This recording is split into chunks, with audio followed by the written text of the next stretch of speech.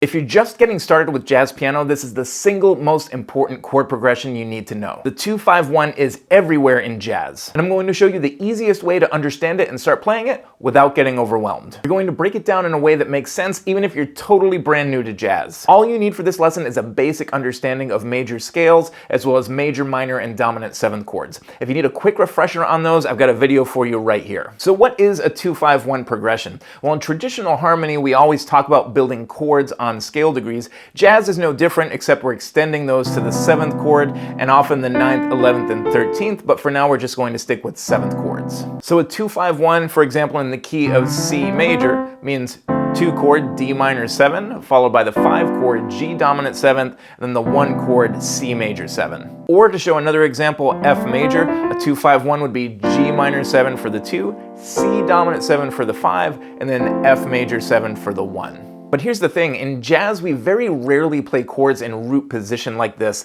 It sounds clunky and it jumps around a lot. So let me show you the secret that makes 2-5-1 sound jazzy and smooth. Let's take that 2-5-1 in C major again, but instead of jumping around, I'm going to do this. 2, 5, 1. Notice what I did there. I used the normal chord for the D minor 7, and then I moved to second inversion G dominant 7. That sounds a little overwhelming terminology. Don't worry about it. I'll explain in a second. Followed by the root position C major 7 chord. All you need to do to play this progression like this is take your minor 7 chord, your 2 chord, drop the top 2 notes down by 1, making sure you're following whatever sharps or flats might be in the key you're in. That brings you to your 5 chord, second inversion, and then you're going to drop these bottom 2 notes down by 1, and that brings you to your 1 chord. And you can follow that formula for any key. For example, in F major again, I can do G minor 7, drop the top 2 notes down, there's my 5 chord, C dominant 7, and then drop the bottom 2 notes down, there's my F major 7 1 chord. Or if you're not as familiar with the key, there is a hack you can do using whole steps and half steps. Let's say, for example, you're doing a 2-5-1 in G major, and for whatever reason you don't know the G major scale that well, but you do know that A minor 7 is the 2 chord.